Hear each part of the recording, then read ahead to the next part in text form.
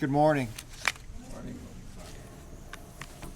If you've never read the gospel before and you came upon today's gospel passage, you might find today's passage startling, maybe even a little bit off-putting. Jesus seems to come across as indifferent, aloof, or even downright harsh to this Canaanite woman. Well, there's a principle of reading the scriptures that you have to read the part in the greater context and in conversation with the whole. Otherwise you run into the problem we sometimes see where people quote passages out of context. And so, what do we know about Jesus from all of the other gospel scriptures? When we know that he is benevolent, that he is kind, that he is merciful, and particularly to the marginalized and to the outsiders. So that tells us there must be something else going on here when we see Jesus' seemingly uncharacteristic harshness. So first of all, a little context can help us understand it. So Tyre and Sidon was a region that was outside of the typical area where the Jews lived. It was we considered a pagan territory. There may have been some scattered Jews there, but for the most part, it was unbelievers that were living there. And this woman was a Canaanite. Traditionally, the Canaanites were enemies of the Jews. If you go back to the scriptures, when God was preparing the Jews to enter the promised land, he was saying, don't do as the Canaanites do. And there's this list of prohibitions, and you read this stuff and you scratch your head and like, I would never even think that anybody would even do such things, let alone God would have to give us a law against it. And so they were very kind of perverse in some of their historical practices, and there was a lot of demonic influence there. There was pacts that they had made with demons in order to get certain things, child sacrifice, etc. So there's a very sordid history there.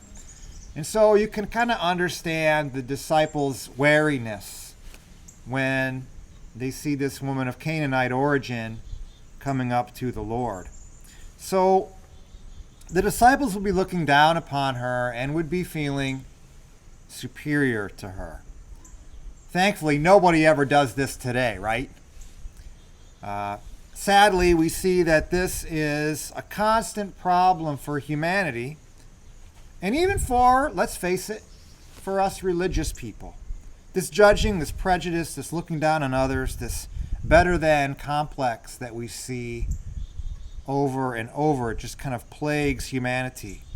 Well, Jesus isn't having it. If you read the Gospels in their entirety, you see that Jesus is constantly kind of pushing back against this. But for today, he's going to play along for a few moments, I believe, in order to teach a lesson and to make a point. So this poor woman is a mother suffering over a child in the grip of evil. She's come to the limit of her own strength, and she's realized her powerlessness and her limitation. She knows the problem is beyond her. She knows that outside help is needed. She's so desperate, she's willing to come to this Jewish rabbi, this representative of a people that's been a historical enemy. It all starts with something very simple and basic and natural: a mother's love for her suffering child. So she's bound and determined to help her daughter get well, and she's willing to deeply humble herself before this mysterious Jewish miracle worker if it means freedom and peace for her daughter. And this is the way it sometimes works. Sometimes the journey to faith and the encounter with God begins with tragedy and desperation. I have many friends in the recovery community.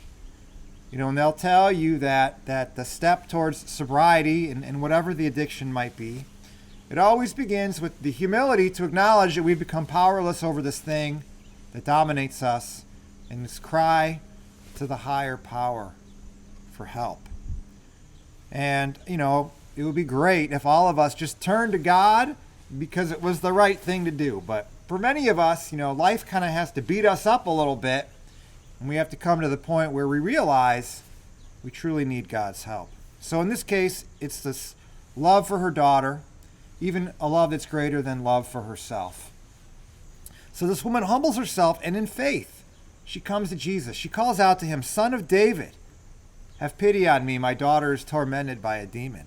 It's unusual that a pagan would even know the phrase, "Son of David," let alone use it. It shows that she has at least some familiarity with Judaism. Where did she get it?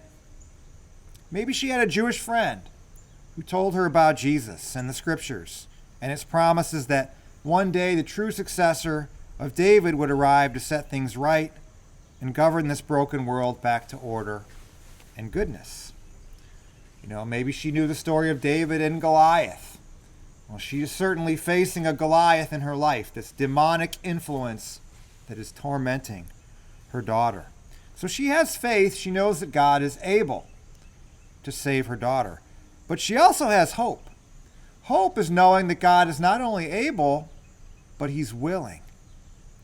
This woman has the faith to know Jesus is able. She has the hope to know that he's willing.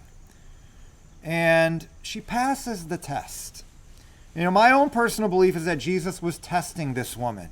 And not so much for her sake, but for his disciples' sake and for our sake. God doesn't really need to test us for his sake. He already knows what's in our heart. But sometimes through that test, he shows us what's in our heart. He shows other people what's in our heart. And it's for our edification and for our inspiration and for our encouragement. So the humility of this woman is astonishing. Jesus rebuffs her in a way that could easily have insulted and offended her. He says it's not right to give the food of the children to the dogs. Wow. She could have said, "You know what? Fine. Be that way. I will not be talked to that way. I'm leaving. I guess I'll keep looking." But she persists. She will not be denied.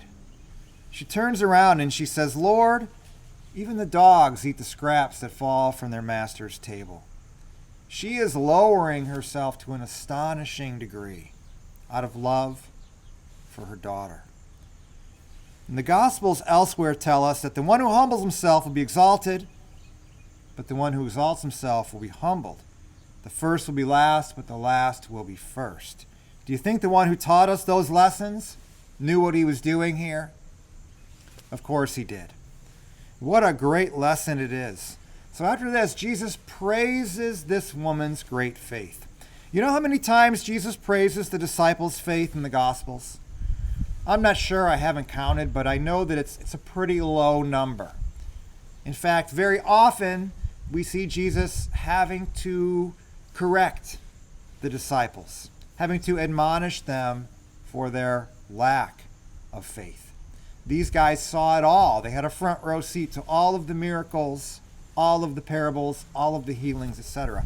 This woman has never seen Jesus in action, and yet she humbles herself to receive this miracle, this breakthrough. And so the demon is expelled immediately. Jesus doesn't even have to go there. He doesn't have to enter into a confrontation with the demon. He doesn't even perform a formal exorcism. He just says, "Woman, great is your faith. From this moment, your daughter is healed." Imagine the scene when the mom returns home and hugs her little girl, who is herself again. The poor thing was probably dazed and wondering what had happened. She probably doesn't remember much, but she is herself again. Her mom won her this victory through her faith and through her humility. Years later, when the girl is older, she might ask her mom, "Mom, what happened? I remember that horrible nightmare of my childhood and that evil thing inside of me. And then all of a sudden, one day, it just stopped and went away. What happened?" Will the mother ever tell her the whole story? Will her little girl ever know how low her mom stooped out of love for her in order to win her healing and deliverance? How many victories are waiting for us on the other side of radical faith and humility?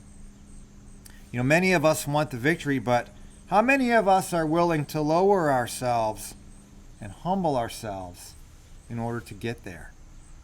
The Gospels love to recount stories of outsiders, of nobodies, of marginalized and written off people receiving breakthrough and modeling faith. Today's a perfect example. Some other examples that come to mind, the shepherds, the first ones in Luke's Gospel to see the newborn king.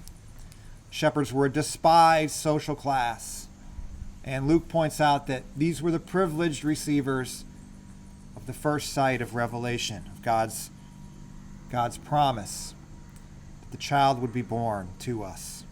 We see the Good Samaritan, the Samaritan woman at the well. Often we see the Samaritans, another despised social class, traditional enemy of the Jews that Jesus holds up as an example. We see the Roman centurion who comes to Jesus for the healing of his slave. We see the good thief on the cross. Outsiders, marginalized people, those people who we should not expect to see great faith from, coming through and modeling for us breakthrough and victory in faith. The last shall be first. There's so much we can learn from this passage and from this woman. Sometimes God tests us. Again, not so much for his sake, but for our sake or for the sake of others. I was just thinking, I have a good friend who lost his 15-year-old son a few months ago to a long battle with cystic fibrosis. Now, I don't know what it would be like to experience the unimaginable pain of losing a child, let alone a teenager. And yet, instead of cursing God, instead of questioning his faith, instead of shaking his fist at the heavens and the universe, this father is filled with gratitude for the 15 years that God gave him to be with his son. This father is filled with faith. He knows that his son is in heaven, that he's going to see him again. This father is filled with love for his other children, who he knows need him, and that they're all grieving together. God tested this guy, and this father, his faith is a witness and a model and an inspiration to me and to countless others who know him. So maybe that's the reason why God tests us. Sometimes in the face of apparent indifference or aloofness or the silence of God, there's an invitation to humble ourselves, to persist, to push through, to refuse to be offended. And on the other side of that persistence, there's tremendous breakthrough. There's victory. The scriptures never give this woman a name. I bet you she's got a very high place in heaven. And I bet you we'll know her name in paradise. In the meantime, perhaps she's you. Perhaps she's me. Great was her humility, great was her faith, and great was the victory that she earned through her persistence, and through her faith, through her humility. May we be encouraged to try our best to imitate her example and do likewise.